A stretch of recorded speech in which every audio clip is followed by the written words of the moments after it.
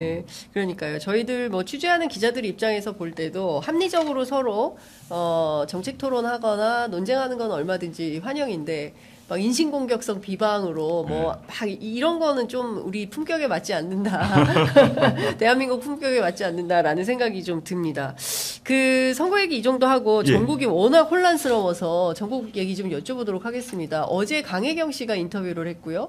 오늘 아침 보도에 보면 명태균 씨가 또 인터뷰를 했습니다. 두 내용을 종합해 보면 지금 윤석열 정권이 정상적으로 작동되고 있다고 보기 상당히 어려운 내용들이 포함이 되어 있습니다. 대표님 어떻게 보셨습니까? 저도 그 인터뷰 전체는 다 보지 못했어요. 근데 중요 부분만 봤는데, 이제 지난 대선 후, 저는 물론이고, 대선 후에도 윤석열, 김건희 두 사람의 의사결정 과정에서 비선이 작동했다라고 판단할 수밖에 없어요. 네. 그리고 거기서 특히 김건희 씨 및 김건희 씨 관련 인맥이 현재 국정 운영에 깊숙이 관여하고 있다라고 볼 수밖에 없습니다. 그런데 이게 이제 그 이전까지 다 알았던 얘기고 다 뭐 소문이 파다했던 얘기인데 이제는 달라진 게 뭐냐면 물증이 나오고 녹음 테이프가 나오고 텔레그램이 나오고 그 다음에 사람들이 실명을 걸고 인터뷰를 시작했습니다.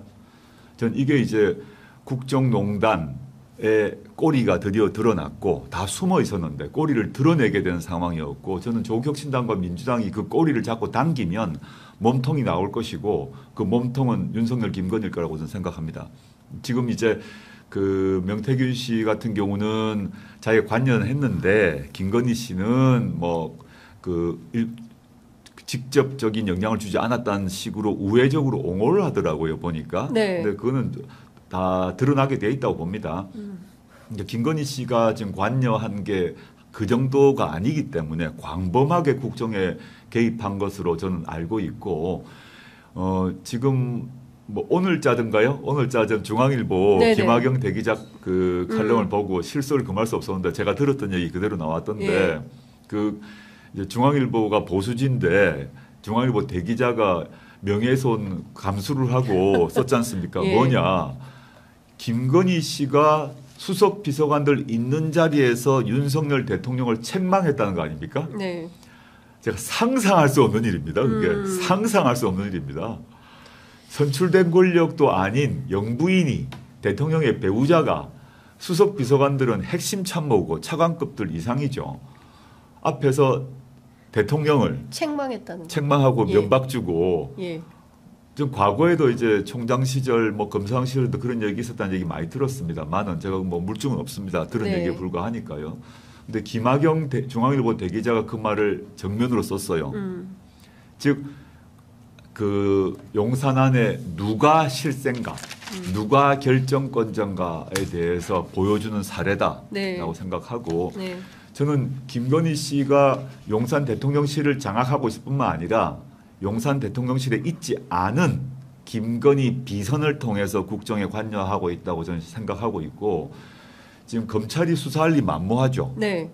특검은 거부할 거 아닙니까? 특검은 대통령 남편 통해서 거부시킬 것이고 네. 이렇게 해서 막을 것인데 결국은 이건 터져 나올 수밖에 없습니다. 특히 이제 내년 재보궐선거, 이번에는 뭐 재보궐선거가 몇 개 안 되니까요. 내년 4월 재보궐선거 그 전후로 이게 중요한 증거들이 나올 것이라고 보고 김건희 씨는 시간 문제인데 반드시 기소되고 처벌될 것입니다. 반드시 기소되고 처벌될 거다 말씀 주셨지만 지금 검찰은 굉장히 더딘 걸음을 하고 있고 그리고 특검은 또 그 무산이 됐습니다. 25일까지 국정감사가 진행이 되면 그러니까 11월 달에는 다시 또 민주당이 발의를 하게 될 거고 예, 그렇죠. 재의결이 또 중요해지는데 이 재의결 과정에서 과연 이 재의결의 문턱을 넘을 수 있겠는가에 쟁점이 있습니다. 지금 이제 한 4명 모자란 상태 아닙니까? 4명. 현재 네, 지난번 네. 투표 결과 4명 예, 모자란데 그 지지난번 생각해 보면 몇 분, 두 분인가 늘었지 않습니까? 예. 지금 맨 첫 번. 104명이 반대했으니까 네. 사실 6명이 부족해요. 6명이 부족하죠. 무효 하나, 기권 하나가 있어가지고. 예, 무효 기권이 있으니까요. 예. 6명이 부족한데 저는 윤한 갈등이 계속 지금 점점 심화되고 있고 네. 윤석열 대통령은 한동훈 부르지 않고 밥 먹은 거 아닙니까? 네. 공항에도 안 나가버렸습니다. 그다음에 윤석열 부부 출국할 때 한동훈은 안 나갔잖아요. 또 예. 배웅 안 했잖아요. 네. 영접도 안 할 것 같은데 영접 배웅 뭐 두고 봐야겠는데 안 나가 유례 없는 일입니다. 예. 대통령이 해외를 나가는데 집권 여당 대표가 공항에 안 나간다. 배웅을 안 한다. 일단 전 처음 본 것 같아요. 그리고 대통령 배웅을 안 하고 친한계 의원들과 따로 그날 오후인가 저녁인가 만났다는 거죠. 이게 점점 좀 심각해지는데 어느 시점이 온다고 봅니다. 저는 이번 국감을 통해서 뭐가 나올 거라고 보는데 조국혁신당도 그 지난 어제군요. 이제 V1, V0 그리고 스모킹건이란 네. 이름의 그 국정감사 상황실 제보센터를 만들었어요. V1, V0 스모킹건인데 네. V1과 V0에 대한 스모킹건을 찾기 위해서 저희가 노력하고 있고요. 그 민주당도 열심히 노력을 하겠죠. 이를 통해서 김건희 씨 관련이 있는 증인 증거가 더 나오고 또 이번 국감 뒤에 또 나올 거라고 저 보는데 그렇게 되면 걷잡을 수 없을 것이고 한동훈 대표도 김건희 씨를 털고 가겠죠. 그리고 더 심각해진 상황이면 윤석열 탈당 요청하겠죠. 내년쯤 되면. 한동훈 대표가 윤 네네. 대통령 향해서 탈당하라고 요구할 거다.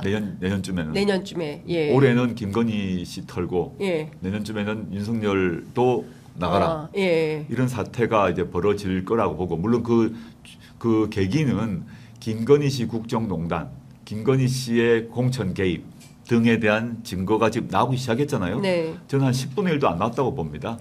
점점 나오게 되면 네. 이제 그 통제할 수 없을 것이고 예. 며칠 전에 동아일보 이기용 논설위원인가요? 네. 그분이 칼럼 쓴 걸 봤는데 네. 동아일보도 뭐 당연히 보수지 아닙니까 조중동에 제목이 그렇더만요. 김건희 씨는 반드시 처벌받아야 된다고 썼더만요. 예. 사법 처리가 불가피하다. 예, 불가피하다. 반드시 그렇게 가는 게 제일 좋은 방법이다. 네, 빨리 김건희 씨 처벌해라. 예. 그게 보수가 사는 길이라고 동아일보 논설위원이 그 칼럼을 썼어요. 이게 네. 뭐냐면 그 정도 동아일보에서도 수집한 보고된 정보가 있다는 거 아니겠습니까? 그렇습니다. 오늘 예. 또 중앙일보도 마찬가지고 네. 이제 수면 위로 떠오를 일만 남았다 보고 있습니다.